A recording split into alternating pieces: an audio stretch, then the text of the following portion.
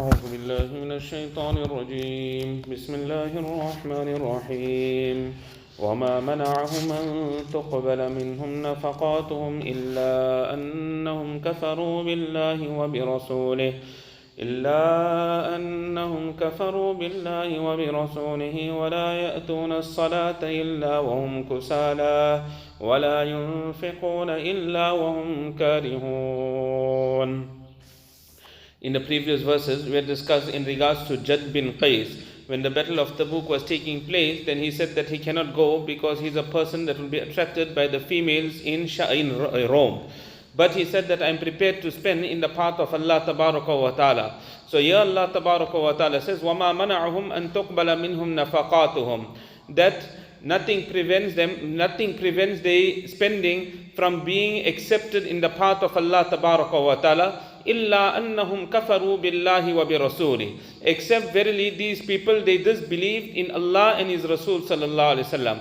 وَلَا يَأْتُونَ الصَّلَاةَ إِلَّا وَهُمْ كُسَالَى, and they do not come for salah except very very lazily. وَلَا يُنْفِقُونَ إِلَّا وَهُمْ كَارِهُونَ, and they do not spend in the path of Allah Tabaraka wa Ta'ala except reluctantly. So this prevents their wealth from being accepted in the court of Allah. Because of their kufr, they disbelieve, their spending in the path of Allah Tabaraka wa Ta'ala will not be accepted.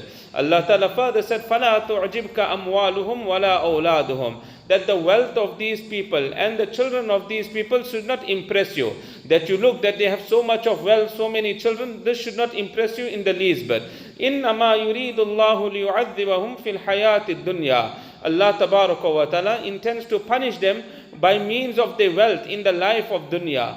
وَتَزْهَقَ أَنفُسُهُمْ وَهُمْ كَافِرُونَ, and the souls of these people will depart whilst they are kuffar and whilst they are disbelievers. So having a lot of wealth and having a lot of children, this is not a sign of success in dunya and in akhirat.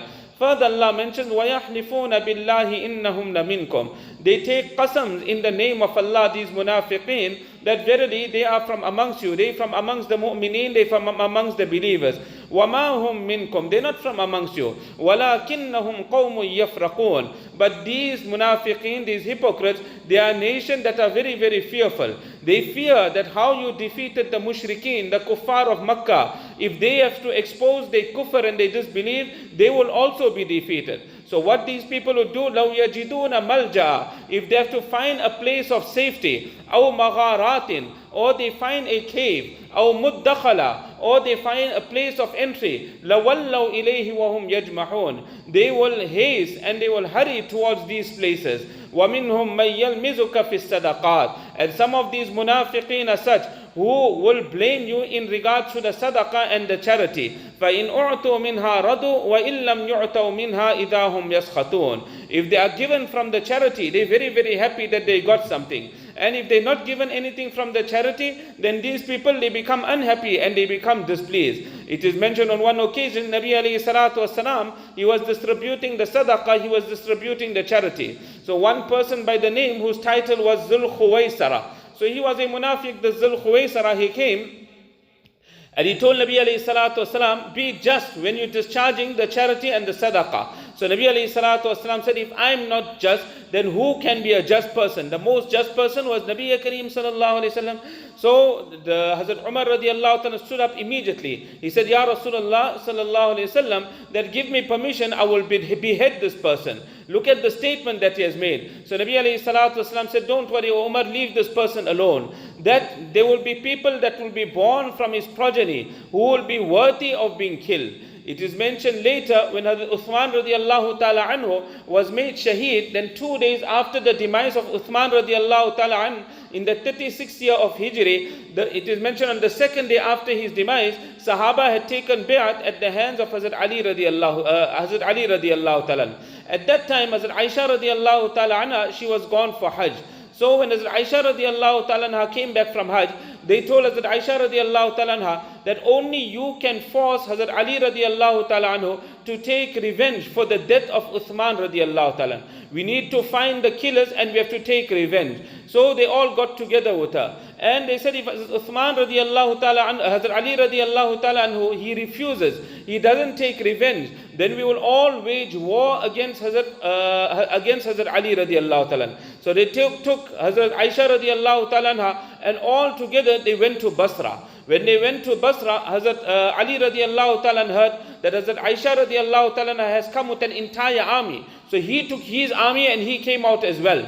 When the two armies met, so they ended up fighting. So Hazrat Aisha radiallahu ta'ala was sitting on a camel at that particular time. So that is why that war is known as Jang-e Jamal, the war of the camel. She was sitting on the camel, and finally Hazrat Aisha radiallahu ta'ala, she was defeated. So when Hazrat Aisha radiallahu ta'ala was defeated, Hazrat Muawiyah radiallahu ta'ala then stood up. And Hazrat Muawiyah radiallahu ta'ala was the cousin of Hazrat Uthman radiallahu ta'ala. So he said that I want revenge to be taken from the killers of Hazrat Uthman radiallahu ta'ala. So then Hazrat Ali radiallahu ta'ala went to war with Hazrat Uthman radiallahu ta'ala.